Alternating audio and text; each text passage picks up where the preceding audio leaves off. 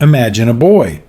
Not a towering figure, not a hardened veteran, but a scrawny, unassuming teenager barely standing 5'5" and weighing a meager 110 pounds. In the desperate summer of 1942, this boy walked into a U.S. Marine recruiting office hoping to serve. The recruiter, barely glancing up, simply laughed him out the door. The Navy rejected him as too small. The elite Army paratroopers, their advice was simple: go home and grow up. By every conventional military standard, this boy was a walking fatal flaw, an embodiment of physical inadequacy. He was the P-38 that couldn't turn, seemingly useless. But those recruiters, in their dismissal, made a catastrophic mistake. They saw a boy. They utterly failed to recognize the weapon that crushing poverty had meticulously forged. They didn't see the ice-cold eyes of a hunter who, for 5 grueling years, had single-handedly kept his family from the gnawing embrace of starvation. They didn't see Audie Murphy, and in a mere 30 months, this too small reject would transform into a one-man army, a legend who would, with unthinkable audacity, destroy an entire German company by climbing onto a burning tank, seconds away from a cataclysmic explosion. Audie's story doesn't begin amidst the roar of battle, but in the desolate, sun-baked cotton fields of Hunt County, Texas. He was the 6th of 12 children, a family already teetering on the brink of destitution. His father, an impoverished sharecropper, made the ultimate abandonment, leaving his family to fend for themselves. Then, just after Audie's 16th birthday, tragedy struck again. His mother succumbed to pneumonia. Suddenly, this 110-pound boy was thrust into the role of patriarch, the sole provider for his younger siblings. His primary tool for survival? A beat-up .22 rifle. His relentless motivation? The stark, brutal threat of starvation. A neighbor would later recount with a tremor of awe Murphy's almost supernatural marksmanship. This boy, with a rifle most grown men couldn't even hit a barn with, could drop a running rabbit at 50 yards consistently. Murphy's own words, etched in the harsh reality of his upbringing, were chillingly pragmatic. If I don't hit what I shoot at, my family doesn't eat tonight. This wasn't leisure or practice. This was raw, unforgiving survival. Every single bullet was a precious commodity, a cost the family couldn't afford. Every miss meant more empty, aching stomachs. Under this unimaginable pressure, Audie Murphy didn't just learn to shoot, he learned to kill. He cultivated a shooter's eye, an almost terrifyingly cold efficiency that would one day haunt German soldiers across 3 European nations. When the news of Pearl Harbor shattered American tranquility, Murphy saw not just a war, but an opportunity. The Army meant a steady paycheck, 3 square meals a day, and crucially, money to send home to his struggling siblings. But he was still just 16, still desperately underweight. After the humiliating rejections from other branches, he resigned himself to the regular Army infantry. The recruiter, eyeing the obviously forged affidavit from Audie's sister claiming he was 18, then looking at the boy who appeared no older than 14, simply sighed. He stamped the papers. The U.S. Army in that moment had no idea the incredible force it had just unleashed. It had unwittingly accepted a field modification, a living, breathing paradox who would, by instinct, save hundreds of American lives by simply breaking all the rules. Private First Class David Mauser, who trained alongside Murphy, vividly recalled their first impressions. We all thought he was a mascot. The drill sergeants rode him mercilessly, called him baby. But then came the rifle range. Those baby blue eyes went cold as winter, Mauser remembered. He never missed, not once. In July 1943, Audie, now with Company B, 15th Infantry Regiment, landed in Sicily. It was in the unforgiving mountains of Italy that Murphy's hidden truth, the essence of the hunter, was finally unleashed. His rough rural upbringing meant he moved with an almost supernatural silence, a predatory grace. He instinctively exploited the terrain, becoming one with the earth. And he shot with a deadly surgical accuracy that stunned his peers. Near Palermo, his unit found themselves pinned down by a relentless German machine gun. This was Murphy's first problem. Conventional military doctrine dictated wait for support. Murphy's personal doctrine, forged in the cotton fields, screamed, "My family doesn't eat." While his comrades desperately clung to cover, Private Murphy, the 110-pound baby, utilized every fold and crease of the terrain, working his way silently, alone, around the enemy position. With ruthless efficiency, he eliminated the entire crew with a volley of grenades. Then, in a move that would come to define his legendary career, he seized their own machine gun and turned it, without hesitation, on the retreating German forces. Captain Paul Harris, in recommending him for a Bronze Star, penned a telling observation. "This soldier displays a natural aptitude for combat that is extraordinary." Extraordinary, indeed, was an understatement. Audie Murphy had just discovered a profound and unsettling truth, one that would haunt him for the remainder of his life. He was exceptionally good at killing. Sicily was merely the proving ground. The Italian campaign would be where Murphy transformed from a merely good soldier into a walking nightmare for the Wehrmacht. At the Volturno River in October 1943, his squad was decimated, shattered by a brutal German counterattack. Instead of retreating, instead of following protocol, Murphy grabbed a borrowed sniper rifle and, against impossible odds, held the position single-handedly. 5 German soldiers fell, picked off at over 300 yards with chilling precision. For this, he was awarded the Distinguished Service Cross, the second highest medal in the Army. He wasn't just a soldier anymore. He was a force of nature, a terrifying embodiment of raw, untamed combat instinct. Staff Sergeant William Polson articulated Murphy's method perfectly. Murph didn't fight angry. That's what was terrifying about him. He fought cold, calculated like he was doing arithmetic. See a German, eliminate the German, move to the next German. No emotion, no hesitation, just deadly efficiency. Then came Anzio, the blood-soaked beachhead that Winston Churchill famously called the Wildcat, the critical problem, a German tank, the single most feared weapon of the infantry. Murphy didn't just fire his bazooka from a safe distance. He crawled, using every undulation of the terrain, directly towards the steel behemoth until he was at point-blank range. He destroyed the German tank completely, with audacious bravery. For this, he was awarded his first Silver Star. He had survived Sicily, Salerno, Anzio, and Rome. He'd been wounded, promoted to sergeant. The too small farm boy now had a reputation that preceded him. A legend whispered among the ranks. But in August 1944, near Montélimar, France, came the ultimate test, the crucible that changed everything.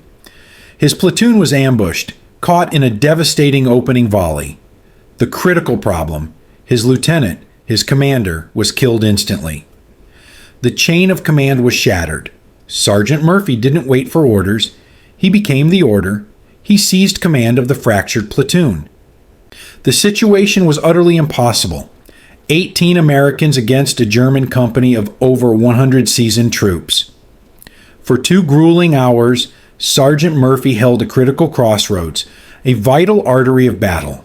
He directed his men, fearlessly exposed himself to relentless enemy fire, and personally accounted for 15 enemy dead. He held the line. The Army, finally grasping the extraordinary anomaly it had in its ranks, bestowed upon him a battlefield commission. On October 14, 1944, the kid who was too small to enlist was now Second Lieutenant Audie Murphy. But combat, especially at this intensity, exacts a terrible price. By January 1945, Murphy was no longer the fresh-faced 16-year-old. At 19, he looked 40, his face etched with the unspeakable horrors he had witnessed.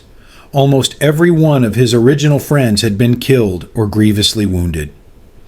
He had personally accounted for over 100 enemy soldiers, and now he faced the Colmar Pocket. The Colmar Pocket represented the last desperate foothold of French soil the Wehrmacht still controlled.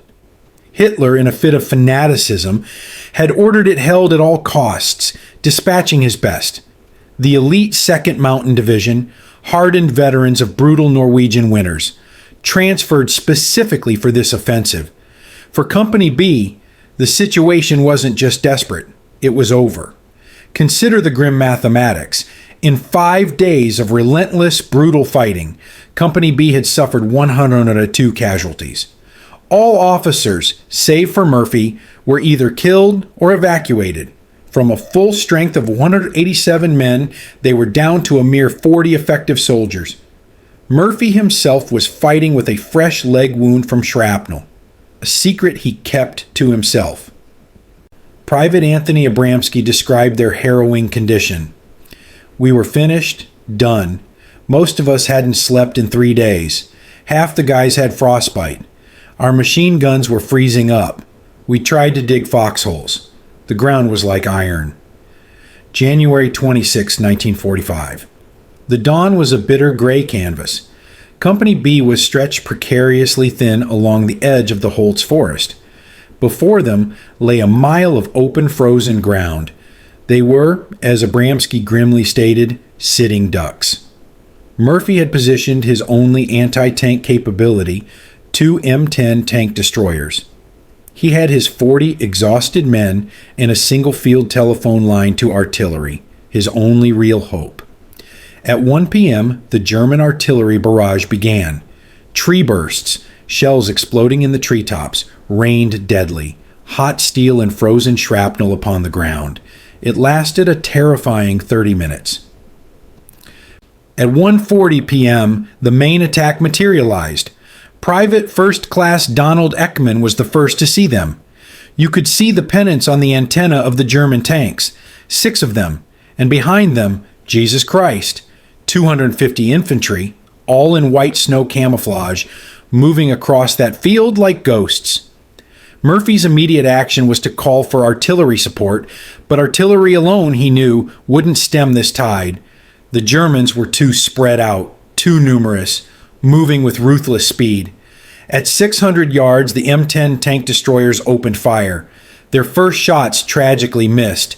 The crews were utterly exhausted, their hands numb with cold. The return fire from the German tanks was instantaneous and devastating. An 80 mm shell struck the rear M10 squarely in the turret. It erupted in a geyser of flames. The crew scrambled out, fleeing for the cover of the woods. The forward M10, attempting a reposition, slid sideways into a drainage ditch, its tracks hopelessly unable to find grip on the iron-hard frozen ground. Its crew, too, abandoned it and retreated. It was 2:20 p.m. Both tank destroyers were out of action, utterly useless. The German infantry was now closing to within 200 yards. This was the breaking point, the inevitable moment the position would be overrun. This is when Lieutenant Murphy, in a decision that would defy all military logic, all common sense, made his move. He ordered his remaining 40 men to fall back, to retreat to prepared positions deeper within the woods. "Fall back," he screamed, his voice hoarse. But he himself didn't retreat. Instead, as his men ran for cover, Lieutenant Murphy ran forward. He sprinted through the maelstrom of artillery and machine gun fire directly towards the burning M10 tank destroyer.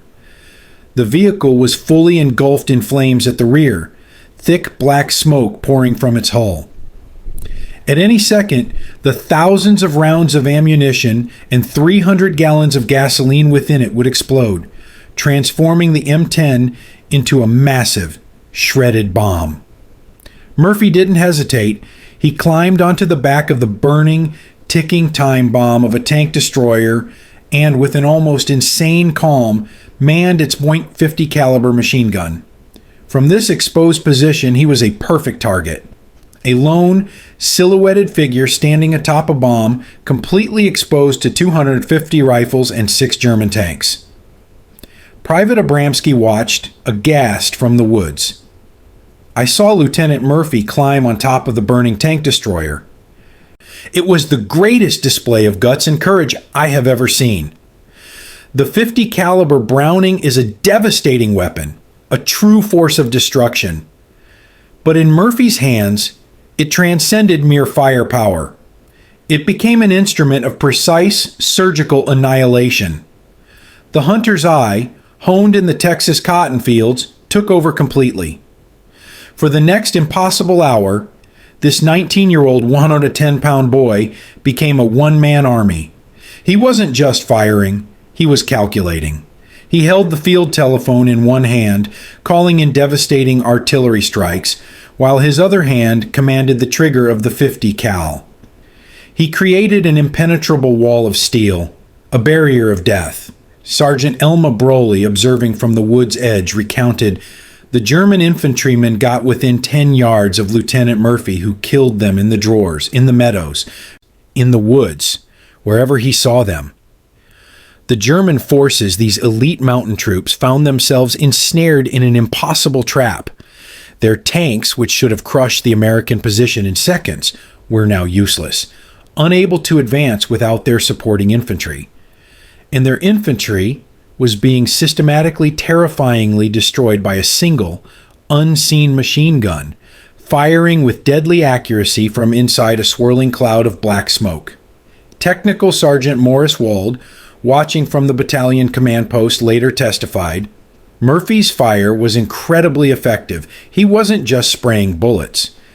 Every burst was aimed. He was picking off German infantry like he was at a shooting gallery. I saw him cut down an entire squad that was trying to flank our position.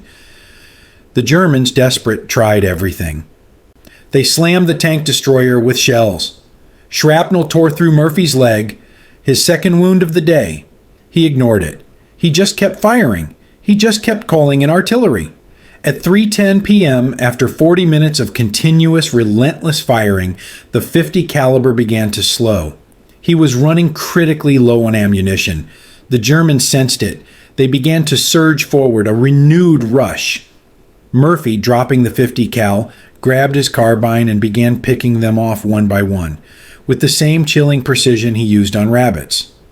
The Germans were now just 10 yards away. This was it. This was the end. Murphy, with one last desperate act of defiance, made his most impossible call.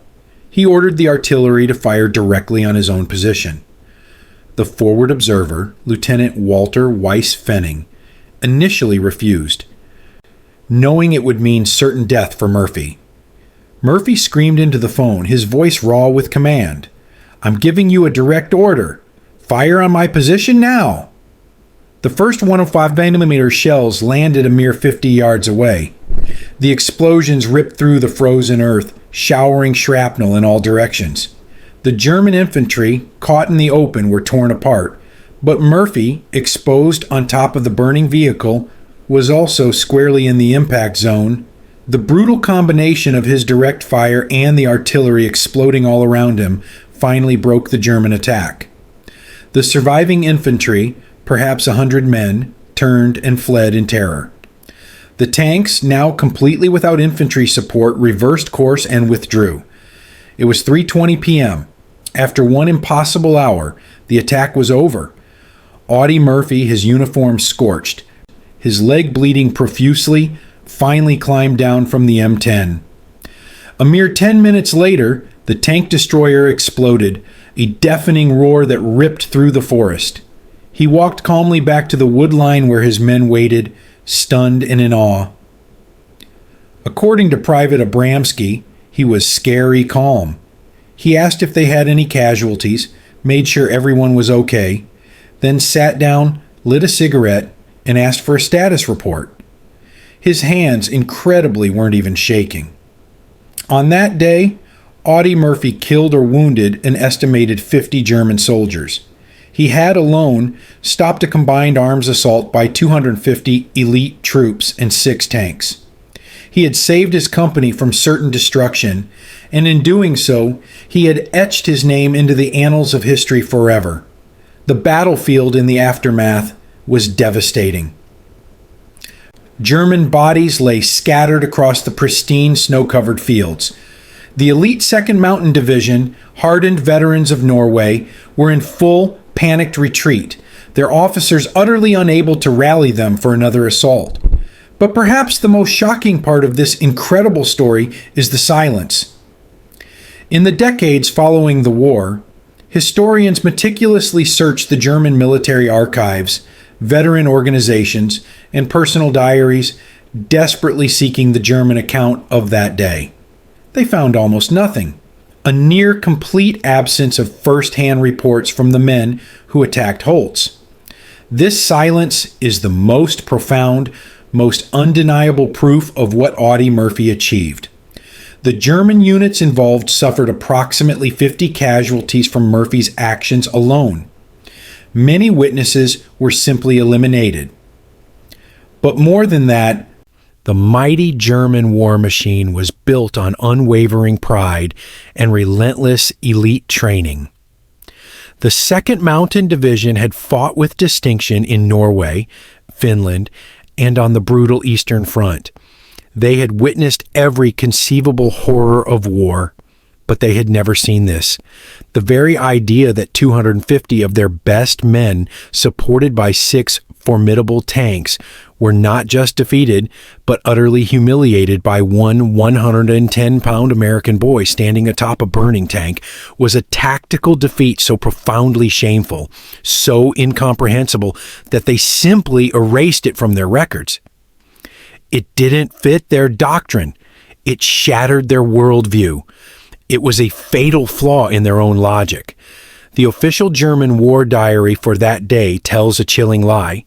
It reads, "Attack on American positions near Holtz repulsed with heavy casualties." Enemy resistance heavier than expected. Heavier than expected? The enemy was one man. They had met someone who was simply better at war than they were, a recognition that broke something fundamental in their warrior identity. Their tactical plan was perfect. Their equipment was superior. Their soldiers were elite. And one farm boy with a stupid idea had broken all of it. The hunter had become the hunted. Murphy's stand at Holtz had consequences far beyond the immediate tactical victory. This wasn't just about saving Company B. This was the big impact. The successful defense of the Bois de Holtz forest, the very position Murphy refused to give up, broke the back of German resistance across all of Alsace. The German failure to break through meant the Colmar Pocket's days were irrevocably numbered. Holtzwihr itself, the village they were desperately trying to defend, fell to the Allies the very next day. Within weeks, the entire German bridgehead west of the Rhine had been eliminated, removing 50,000 German troops from the war and freeing crucial Allied forces for the final decisive assault into Germany. The too small farm boy had just single-handedly changed the map of the war. On June 2nd, 1945, near Salzburg, Austria, Lieutenant General Alexander Patch formally presented 2nd Lieutenant Audie Murphy with the nation's highest military honor, the Medal of Honor. The official citation, typically understated in military documents, struggles to truly capture the reality of that impossible day. He was alone and exposed to German fire from 3 sides, but his deadly fire killed dozens of Germans and caused their infantry attack to waver. For an hour, the Germans tried every available weapon to eliminate 2nd Lieutenant Murphy, but he continued to hold his position.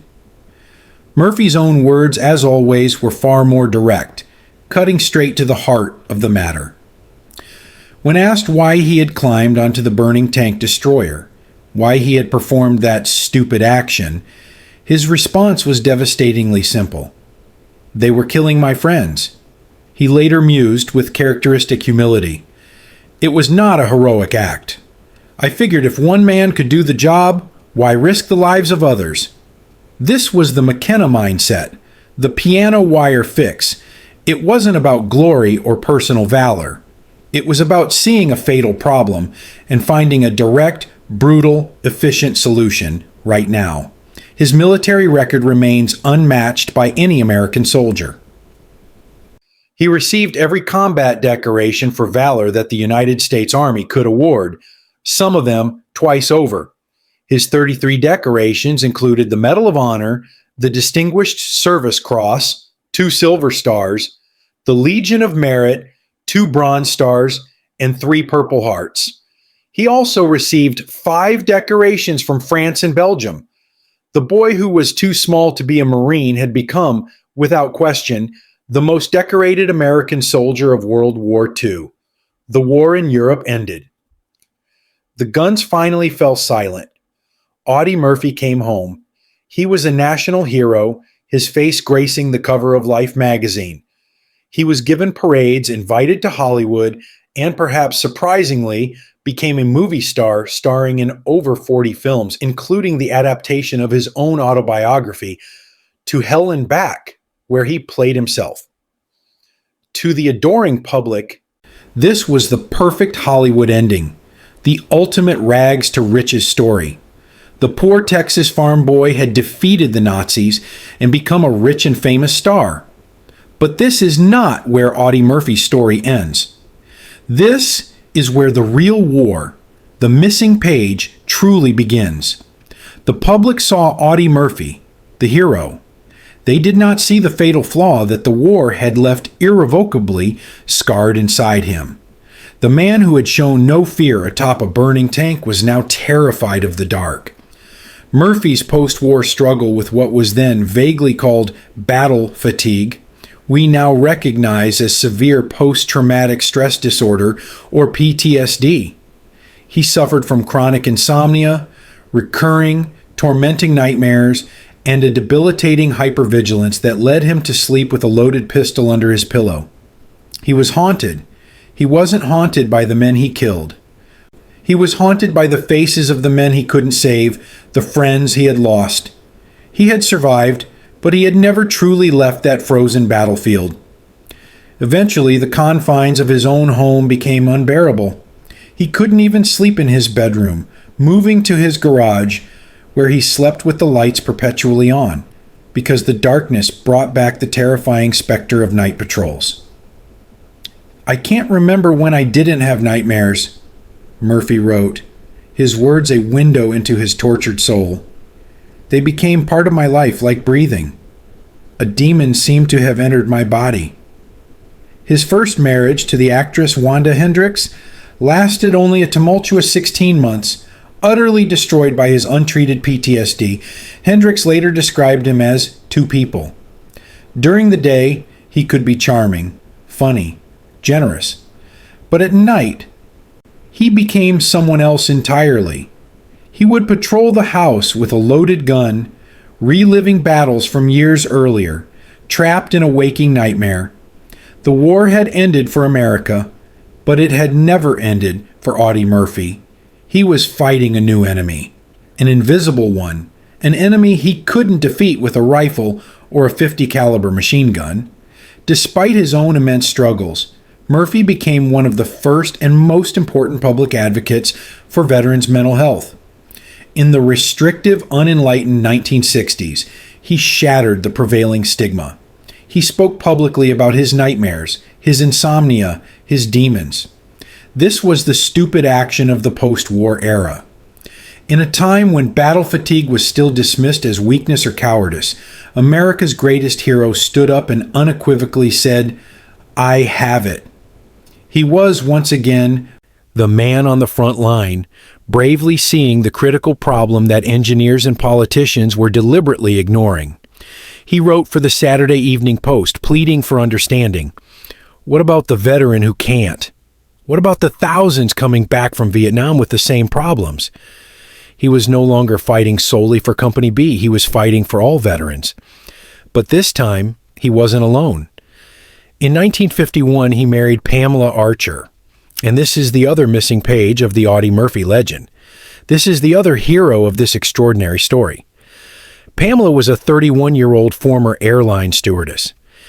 And she saw the 2 men inside Audie, the celebrated hero, and the tormented demon. And unlike everyone else, she did not run. Pamela Murphy provided the unique, invaluable insight that the public never truly saw. Audie carried invisible wounds that never healed, she quietly observed. He'd wake up screaming, reliving battles from 20 years earlier, but he never stopped trying to help other veterans. The war never ended for Audie, but he turned his pain into purpose. For 20 unwavering years, Pamela stood by him. She was his anchor, his field modification, against the chaos raging in his own mind. She helped him raise 2 sons. She endured the nightmares. She tirelessly supported his advocacy. She was, in essence, the crew chief for the hero who was still perpetually at war. Then on May 28, 1971, the impossible happened. Audie Murphy, the man who had survived every conceivable horror of war, the man whose personal statistics suggested he should have died 20 times over on that burning tank, died at the tragically young age of 45. Not in battle, but in a private plane crash in the mountains of Virginia during a violent storm. America mourned its greatest hero. But for Pamela Murphy, the real mission was just beginning. Audie had spent his life fighting for his friends. Now, Pamela would dedicate the rest of her life fighting for his legacy. She had witnessed the fatal flaw of PTSD up close for 2 decades, and now she was going to fix it. After Audie's death in 1971, the world discovered yet another missing page from his incredible story. The most decorated soldier in American history, the man who became a Hollywood star, died in debt. Bad investments and mismanagement by others had left his estate and his widow Pamela with almost nothing. She was a 50-year-old widow with 2 teenage sons to raise and a mountain of her late husband's debts. This was her Colmar pocket. This was her impossible situation. The world fully expected her to fade away, a tragic footnote in a hero's epic. But they forgot who she was. She was the woman who had stood by Audie Murphy for 20 years. She had faced his demons with him every terrifying night. She was a warrior in her own right. And now she had a new mission. Audie's war was over. Hers was just beginning. She did something that defied all expectation. She didn't write a tell-all book to capitalize on his fame. She didn't sell his medals for a quick profit. Instead, Pamela Murphy, the widow of America's greatest hero, walked into the Sepulveda Veterans Affairs Hospital in Los Angeles and quietly asked for a job. She didn't ask for a high-level position. She didn't use her famous name to demand special treatment. She took a job as a simple clerk, a patient liaison. This was her piano wire fix. This was her climbing onto the burning tank. For the next 35 years, Pamela Murphy dedicated her life to Audie's other war. She arrived at the hospital every morning, took her small desk, and became a one-woman army for the veterans nobody else would listen to. She was the mechanic who saw the fatal flaw in the system. She saw veterans shattered by Vietnam, suffering from the very same battle fatigue that had haunted her husband. She saw them getting hopelessly lost in the bureaucracy, their files misplaced, their benefits denied, their appointments canceled. These men were the ghosts of her husband, and Pamela Murphy would not, could not abandon them. She became their fierce, unwavering advocate. She was the piano wire in the broken control cable of the sprawling VA system. She used her quiet dignity and the profound moral authority her name carried to cut through endless red tape. When a doctor wouldn't see a veteran, she made the call that forced action. When a benefit check was lost in the labyrinthine mail system, she found it. When a bureaucrat, hardened by years of indifference, told a veteran no, Pamela Murphy was the one who walked into their office and did not leave until that no became an unequivocal yes. She treated every single veteran, from the forgotten homeless soldier in the hallway to the highly decorated colonels, with the exact same profound respect. She saw her husband's face, his pain, his struggle in every single one of them. She was Audie's final and most powerful field modification. She wasn't just preserving his memory, she was finishing his mission. The Audie L. Murphy Memorial VA Hospital in San Antonio, Texas, was rightfully named in his honor in 1973. But Pamela was his living memorial, a 35-year-long testament to the solemn promise of leave no man behind. But that legacy, that 35-year mission, was only possible because of what happened on that frozen field in France. It leaves us with one final haunting question. How? How did one 110-pound 19-year-old boy with shrapnel embedded in his leg actually do it? It wasn't magic. It wasn't a Hollywood movie script. It was a perfect storm of four critical factors, the very same factors that define the elusive piano wire fix. A brilliant mechanic, a fatal flaw, a stupid innovation, and a crazy result. The first factor was the weapon itself, the M2 Browning .50 caliber machine gun. Designed by John Browning, it was arguably the finest heavy machine gun of the Second World War. Its .50 BMG cartridge could penetrate an inch of armor plate, and each round possessed the devastating energy to tear a human body apart. It was legendary for its reliability, never jamming even in the brutal freezing cold. In the hands of a normal soldier, it was a terrifying weapon of suppression. But in the hands of Audie Murphy, it transformed into a scalpel. He wasn't just spraying and praying. He was aiming. He was using the cold, calculating arithmetic he learned hunting rabbits in Hunt County. He was, as Sergeant Wald so powerfully testified, picking them off like he was at a shooting gallery. One burst, one target. See a German, eliminate the German. The weapon was perfect, but the man using it was a master. The second factor was the stupid location, that burning M10 tank destroyer. To the Germans, it was an obvious death trap, a ticking bomb. To Murphy, it was the perfect McKenna solution, a stroke of tactical genius. He understood the hidden truth of the machine, something the Germans did not. How it was burning. The M10 carried 300 gallons of diesel fuel and 51 rounds of 3-inch high explosive ammunition, all stored in the hull. The German 88mm shell had struck the fuel, not the ammunition. The vehicle was indeed a bomb, but its fuse was slow, giving him precious time. More importantly, the thick, acrid black smoke pouring from the diesel fire provided a perfect, impenetrable smokescreen. The Germans knew the fire was coming from within the smoke, but they couldn't get a clear, aimed shot at the man inside it. Murphy was essentially fighting from inside a burning fortress that he knew could detonate at any second. It was the ultimate stupid action, and it was pure tactical brilliance. The third factor was the force multiplier. This is the crucial part everyone often misses. Murphy wasn't just a one-man army. He was a one-man fire direction center. While firing the .50 cal with one hand, he was holding the field telephone to his ear with the other, calling in devastating 105mm howitzer shells from his own artillery miles away. He was multiplying his firepower by 1,000. The Germans weren't just running from his machine gun, they were running from the very sky, which was exploding all around them, directed by the unseen man inside the smoke. This is what finally, most desperately, led to his chilling command. Fire on my position. He was willing to sacrifice himself, to use his last and greatest weapon, the artillery, to finish the job. And the fourth, and perhaps most important, factor was the hunter. Military scientists have attempted to calculate the odds given the 250 infantry, the 6 tanks, the machine guns, the mortars.